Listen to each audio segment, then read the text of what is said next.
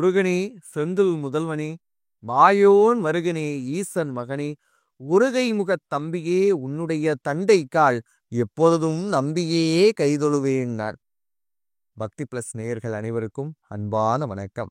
இந்த காணொளியில் நாம் எது குறித்து பார்க்கவிருக்கிறோம் என்று கேட்டால், முருகப்பெருமான் மீது அருணகிரிநாதர் ஓதி உணர்ந்திருக்கக்கூடிய திருப்புகளில் அமைந்திருக்கக்கூடிய திருத்தலங்கள் குறித்து பார்க்கவிருக்கிறோம்.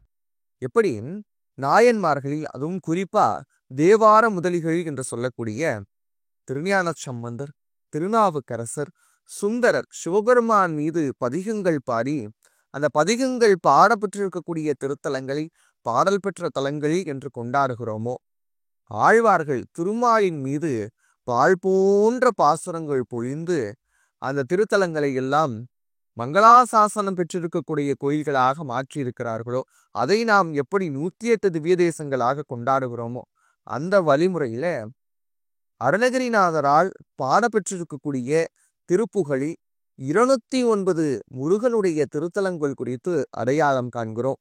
அந்த திருத்தலங்களுடைய சிறப்புகள் குறித்தும் மேன்மைகள் குறித்தும் தொடர்ச்சியான காணொளியில் பார்க்கவிருக்கிறோம். அந்த வகையில் இன்று நாம் பார்க்கக்கூடிய திருத்தலம், முருகனுக்கு பஞ்சாமிர்தத்தை படைக்கக்கூடிய நிறைய கோயில்களை நாம கேள்விப்பட்டிருப்போம். ஆனா பால் பாயாசத்தை, அதுவும் படிப்பாயாசத்தை வைக்கக்கூடிய ஒரு அற்புதமான திருத்தலம் குறித்து தான் நம்ம பார்க்க போறோம். உலகத்தில் எத்தனை செல்வங்கள் இருந்தாலும் ரொம்ப முக்கியமான ஒண்ணு மழலை செல்வம். நீண்ட நாட்களா எங்களுக்கு குழந்தை பேரு இல்லை என்று சொல்லக்கூடிய தம்பதியினர் ஒரு முறையாவது சென்று தரிசிக்க வேண்டிய திருத்தலம் ஆய்க்குடி என்ற அற்புதமான திருத்தலம். இந்த படிப்பாயாசத்திற்கும் ஆய்க்குடிக்கும் என்ன சம்பந்தம், குழந்தை பேருக்கும் அங்கு இருக்கக்கூடிய முருகப்பெருமானுக்கும் என்ன தொடர்பு என்பது குறித்து தான் விரிவாக பார்க்கவிருக்கிறோம். இந்த ஆய்க்குடிங்கிற திருத்தலம் எங்கெங்க அமைஞ்சிருக்கு அப்படின்னு கேட்டா, தென்காசியிலிருந்து ஒரு 5 மைல் தொலைவில் அமைந்திருக்கக்கூடிய அற்புதமான திருத்தலம். அருணகிரிநாதரால் பாடப்பட்டிருக்கக்கூடிய திருப்புகழ் திருத்தலங்கள்ல அகரவரிசைப்படி 4வதா வரக்கூடிய திருத்தலம் தான் ஆய்க்குடி. இந்த ஆய்க்குடி குறித்து ரொம்ப அழகான விளக்கத்தை அருணகிரிநாதர் பாடுறாருங்க. சாம பரமேட்டியை காவலிடும் ஆய்க்குடி காவலே அப்படின்னு எழுதுறார். இந்த சாம பரமேட்டினா என்ன அர்த்தம் தெரியுமா? பிரம்மன் என்ற அர்த்தம். இந்த உலக மக்களுடைய தலையெழுத்தை எழுதக்கூடிய பிரம்மனுடைய தலையெழுத்தை எழுதியது யாரு? முருகப்பெருமான். ஒரு முறை பிரம்மனிடம் பிரணவத்திற்குரிய மந்திரத்தினுடைய அர்த்தத்தை கேட்கிறார். பிரணவ மந்திரத்தினுடைய அர்த்தத்தை கேட்கக்கூடிய நேரத்துல பிரம்மன் எனக்கு தெரியலன்னு சொல்ல, இதுவே தெரியாம நீ எப்படி படைப்பு தொழிலை மேற்கொள்ளலாம் என்று கேட்ட முருகப்பெருமான் அவரை சிறையில் அடைக்கிறார். அப்படிப்பட்ட தன்மை வாய்ந்த முருகப்பெருமான் எங்கே இருக்கிறான்னு கேட்டா, ஆய்க்குடி நகரத்தில் அந்த காவலனாக இருக்கிறான்னு சொல்றாரு அருணகிரிநாதர். சரி, இந்த ஆய்க்குடியில் இருக்கக்கூடிய முருகனுக்கு என்ன பேரு தெரியுமா? பாலசுப்பிரமணியர்னு பேர். அவருக்கு இன்னொரு பேரு ஹரிராம சுப்பிரமணியர்னு பேர். பொதுவா சைவ வழிபாட்டினுடைய ஒரு அங்கமாக முருக வழிபாடு மாறி இருக்கு. ஆனா இந்த திருத்தலம் சைவம் வைணவம் ரெண்டையும் இணைக்கக்கூடிய திருத்தலமா இருக்கு. சைவத்தையும் சரி வைணவத்தையும் சரி இரண்டையும் இணைக்கக்கூடிய அற்புதமான திருத்தலமாக இந்த ஆய்க்குடி திருத்தலம் அமைகிறது. இங்க இருக்கக்கூடிய அந்த தீர்த்தத்திற்கு பேர் என்ன தெரியுமா? அனுமன் தீர்த்தம்னு பேர். இங்க இருக்கக்கூடிய முருகப்பெருமான் குழந்தையாகவே காட்சியளிக்கிறதுனால குழந்தை வரம் வேண்டக்கூடிய தம்பதிகள் கண்டிப்பா வணங்க வேண்டிய திருத்தலமா ஆய்க்குடி திருத்தலத்தை பார்க்கிறோம்.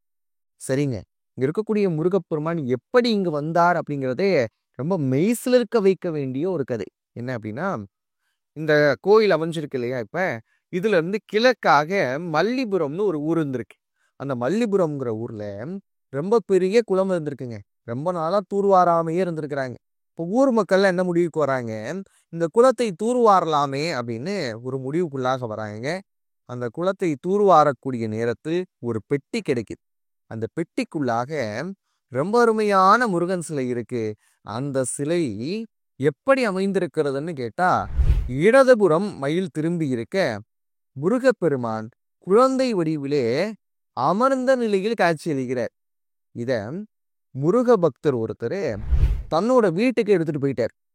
பொது குளத்தில் கிடைச்ச குளத்துல கிடைச்சதை என்ன பண்ணணும், ஏதாவது ஒரு இடத்தில் வைத்து வழிபடணும். ஆனா அவர் என்ன பண்ணிட்டாரு, முருகன் மீது இருந்த தீராத ஆசையினால தன்னோட வீட்டுக்கு கொண்டு போயிட்டாருங்க. உடனே முருகன் அவருடைய கனவுல வராரு. எப்பா, நான் குலத்திலிருந்து கிடைக்க பெற்றதே உலக மக்களுடைய நன்மைக்காக. ஆனா நீ ஒருத்தன் எடுத்து வச்சிருக்கியப்பான்னு சொல்றாரு. அவர் எங்க வச்சு வழிபட்டாரு தெரியுமா? ஆட்டு தொழுவத்தின் நடுவே இந்த முருகப்பெருமானுடைய சிலையை வைத்து வழிபடுறாருங்க. அப்ப எங்கப்பா உன்னை அமைக்கணும்னு கேட்கிறாரு. இந்த திருத்தலத்தினுடைய சிறப்பு 5 விருட்சங்கள் இருக்குமாங்க. அரசமரம், வேப்பமரம், மாவிலங்கு, மாதுளை, கருவேப்பிலை. இந்த 5ம் இருக்கக்கூடிய ஒரே திருத்தலம் எதுன்னு கேட்டீங்கன்னா அது ஆய்க்குடி மட்டும்தான். இப்போ முருகப்பெருமான் சொல்றாரு, அரசும் வேம்பும் இன்னும் சில மரங்களும் நிறைந்திருக்கக்கூடிய ஒரு பதியில் என்னை வைத்து வழிபடுவாயாக அப்படின்னு சொல்றாரு. சரிப்பா, அந்த ஊர் எங்க இருக்கு, எப்படி நான் போகணும்னு கேட்ட உடனே முருகப்பெருமானுடைய திருவருளால் அங்க ஒரு செம்பரி ஆடு வந்திருக்குங்க. அந்த செம்பரி ஆடு இந்த திருத்தலத்திற்கான வழியை காட்டி இருக்கிறது. ரொம்ப அழகா சொல்லணும்னா, செம்பரி ஆற்றில் முருகன் வருவானா அப்படின்னு ஒரு கேள்வி உண்டு. செம்பரி ஆற்றில் முருகப்பெருமான் வருவார். செம்பரி ஆடு என்பது முருகப்பெருமானுடைய ஒரு வாகனம்தாங்கிறத ரொம்ப அழகா திருமுருகாற்றுப்படை சொல்லுங்க. போர்க்களத்தில் வரும்போது செம்பரி ஆட்டுக்கு மேல கம்பீரமா முருகன் வருவாராம் வேலேந்தி. அந்த செம்பரி ஆடு எங்க திருக்கோயிலை அமைக்கணும் என்பதற்கு வழிகாட்டி இருக்கிறது. அப்படி வழிகாட்ட அமைந்த திருத்தலம் தான் இந்த ஆய்க்குடி திருத்தலம். இங்க இருக்கக்கூடிய முருகப்பெருமான் குழந்தை ரூபத்தில் இருக்கிறாருங்கிறத பார்த்தாச்சு. இங்க இவருக்கு ஹரிராம சுப்பிரமணியர் என்ற பட்டப்பெயரும் உண்டு.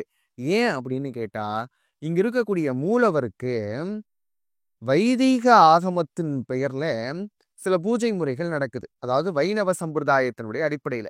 உற்சவருக்கு பாத்தீங்கன்னா சைவ ஆகமத்தின் பெயர்ல சில பூஜைகள் நடக்குது. அப்ப சைவமும் வைணவமும் இணைந்திருக்கக்கூடிய ஒரு திருத்தலம். அதனாலதான் இங்க இருக்கக்கூடிய நதிக்கரைக்கு அந்த தீர்த்தத்திற்கு என்ன பேர் பார்த்தோம்?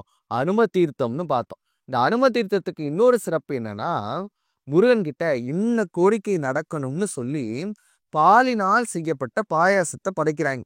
படைச்சு அந்த நெய்வேத்தியமா வந்ததை அனுமன் தீர்த்தம் இருக்கு இல்லையா, அதனுடைய படியில ஊற்றி முருகா இந்த இது நடக்கணும் அப்படின்னு வேண்டுறாங்க. அப்படி வேண்டக்கூடிய நேரத்தில் அருகில் இருக்கக்கூடிய குழந்தைகள் யாராவது வந்து அந்த பாயாசத்தை வாங்கி பருகினால் அது முருகப்பெருமானே வந்ததா சொல்றாங்க. அதனாலதான் இந்த பால் பாயாசத்திற்கு படிப்பாயாசம் என்ற பெயரும் இருக்கு. அப்ப குழந்தை வரம் வேண்டக்கூடிய அன்பர்கள், ஏன்னா வாழ்க்கையில குழந்தை செல்வம் என்பது ரொம்ப முக்கியங்க. மீதி 15 இருந்து மழலை செல்வம் இல்லைன்னா மீதி 15 இருந்தும் எதுக்குமே பிரயோஜனப்படாது. அது மாதிரி இருக்கக்கூடிய மழலை பேரு பத்தி பேசுறப்ப ரொம்ப அழகா திருவள்ளுவர் கூட சொல்றாரு இல்லையா, குழலினிது யாழினிது என்ப தம் மக்கள் மழலை சொல் கேளாதவர். எங்க வீட்டுல மழலையினுடைய சத்தம் இல்லையேன்னு ஏங்கக்கூடிய தம்பதியினர் கண்டிப்பா ஆய்க்குடி முருகனை போய் சரணாகதி அடையுங்க. சஷ்டி விரதம் இருந்தோங்க, ஆனாலும் இன்னும் எங்களுக்கு தாமதம் ஆகுதுன்னு சொல்லக்கூடிய அடியவர்கள் கண்டிப்பா போக வேண்டிய திருத்தலம் ஆய்க்குடி திருத்தலம் தான். அங்க படிப்பாயாசம் அமைச்சு இறைவனை வழிபடுங்க.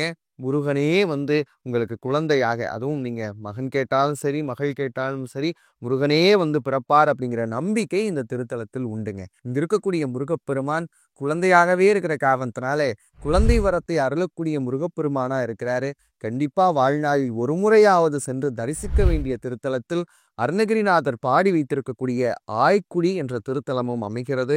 மற்றொரு திருத்தலத்தினுடைய சிறப்புகளோடு உங்களை சந்திக்கும் வரை உங்களிடமிருந்து விடைபெறுவது நான் உங்கள் பாலு ஆனந்த். நன்றி, வணக்கம்.